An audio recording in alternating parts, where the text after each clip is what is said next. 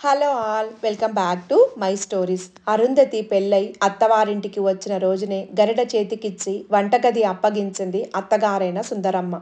వంట వండి వడ్డించడం కష్టం అనిపించలేదు. పుట్టింట్లో సవితి తల్లి పెంపకంలో పెరిగిన ఆమెకు పుట్టిన వెంటనే తల్లిని కోల్పోయిన అరుంధతి నానమ్మ సంరక్షణలో 2 సంవత్సరాలు పెరిగింది. తరువాత సవితి తల్లి జగదాంబ ఆ బాధ్యత స్వీకరించింది. సవితి తల్లి అనగానే సహజంగా మనకు కథల్లోనూ సినిమాలలోనూ చూపించే విధంగానే ఉంటారు, ఏదో కొద్ది మంది తప్పించి. అయితే జగదాంబ మంచితనం అనే ముసుగులో అరుంధతిపై అక్కసు తీర్చుకొనేది. భార్య పోయి పైగా పిల్ల కూడా ఉన్న గంగాధరాన్ని పెళ్లి చేసుకోను అని అరచి గోలపెట్టినా తల వంచక తప్పలేదు ఆమెకు. ఆర్థిక ఇబ్బందులు అలాంటివి. పౌరోహిత్యం తప్ప వేరే ఆధారం లేని నరసింహమూర్తి 3 కూతుళ్లలో జగదాంబ పెద్దది. ఇంట్లో అత్తగారు, మొగుడు, ఇరుగు పొరుగు వారికి తనపై చెడ్డ అభిప్రాయం కలగకూడదని భావించి పిల్లను కొట్టి తిట్టి హింసించలేదు. అక్కడికి అరుంధతి అదృష్టవంతురాలనే చెప్పచ్చు. జగదాంబకు కొడుకు పుట్టాక ఇక పిల్లలు అక్కర్లేదు అనుకుని గంగాధరం వెసక్టమీ చేయించుకున్నాడు.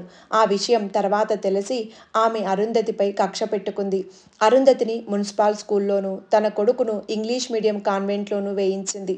అరుంధతికి ఊహ తెలిసినప్పటి నుంచి జడ వేసుకొని పువ్వులు పెట్టుకోవాలని సరదా పడేది. కానీ తనంతట తను జడ వేసుకోవడం వచ్చే వరకు జుట్టు కట్ చేయించేసేది జగదాంబ. 7th అయి 8th వచ్చాక జుట్టు పెంచుకొనిచ్చింది. పువ్వులు అంటే ఆ పిల్లకిష్టమని తెలిసి కొనడం మానేసింది. తను కూడా పెట్టుకోవడం మానేసింది. పువ్వులనే కాదు, కట్టుకునే బట్టైనా తినే తిండైనా సరే తన ఇష్టప్రకారమే చేసేది. తండ్రి దగ్గర పెద్దగా చనువు లేదు ఆమెకు. ఇక నాయనమ్మ ఎప్పుడూ తీర్థయాత్రలంటూ తిరిగేది. ఇంట్లో ఉన్న కొద్ది రోజులు పూజలు, మడి, ఆచారం, జపం అంటూ ఉండే ఆమెతో కూడా చనువు లేదు. తమ్ముణ్ణి కూడా తనతో ఆడుకోనిచ్చేది కాదు. జగదాంబ ఇంట్లో ఒంటరితనం అలవాటైన ఆమె స్కూల్లో ఎవరితోనూ కలవకపోయేది. 10th అయ్యాక జగదాంబ తనకు ఒంట్లో బాగుండడం లేదని డాక్టర్ రెస్టు అవసరమన్నారని చెప్పి ఆమె చదువు మాన్పించి పనిలో సహాయం చేయమంది. సాయం అందే కానీ పనంతా అరుంధతి చేతే చేయించేది.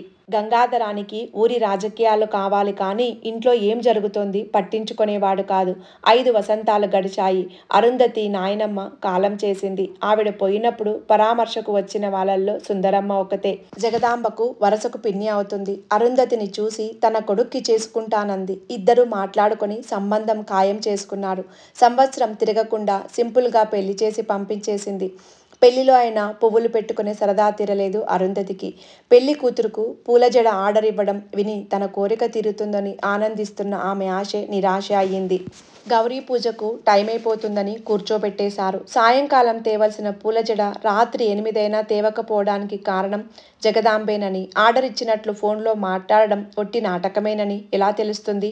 అరుంధతికే కాదు ఎవరికైనాను పూలజడ రాలేదు సరికదా, కనీసం పూల మాలైనా తలలో తురుముదామంటే మిగిలితేగా. అప్పటికే అందరకు పంచేయడంతో ఆ విధంగా పువ్వులు పెట్టుకోవాలనే సరదా పుట్టింట్లో తీరలేదు. ఇక అత్తింట్లో కూడా పువ్వులు పెట్టుకునే భాగ్యానికి నోచుకోలేదని వారం రోజులు అయ్యేసరికి తెలిసొచ్చింది. సాయంత్రం మొగుణ్ణి ఇంటికొచ్చేటప్పుడు పువ్వులు కొని తెమ్మని అడిగితే అమ్మని అడుగు అన్న అతని మాటల వలన ఈ జన్మకు తన కోరిక తీరదని అర్థమైందామెకు. అత్తగారు ప్రతిరోజు ఉదయం పూజ కోసమని వీధిలోకొచ్చే పువ్వులు, పూలదండలు తీసుకొని పటాలకు దండలు వేయడమే తప్పించి చిన్న ముక్కైనా తుంచి తలలో పెట్టుకోమని ఈ వారం రోజుల్లో ఒక్క రోజైనా అనలేదు. బాల్యంలోనే తండ్రిని కోల్పోయిన అతనికి తల్లే ప్రపంచమైంది.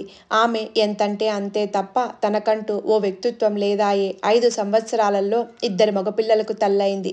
శంకరం, విష్ణుమూర్తి అనే పేర్లు అత్తగారు పెట్టినవే.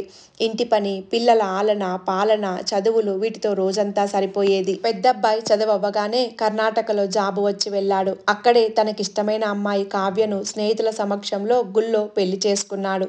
నానమ్మ పెత్తనం, అమ్మ అణకువ, తండ్రి ఉదాసీనత జ్ఞానం వచ్చిన దగ్గర నుంచి గమనిస్తున్న అతను ఈ నిర్ణయం తీసుకున్నాడు. తల్లంటే చాలా ఇష్టం అతనికి. ఈ సంగతులన్నీ పెళ్లికి ముందే కావ్యకు చెప్పాడు. ఎవరి కష్టసుఖాలతోనూ ఇష్టాయిష్టాలతోనూ సంబంధం లేని కాలం ముందుకు సాగింది.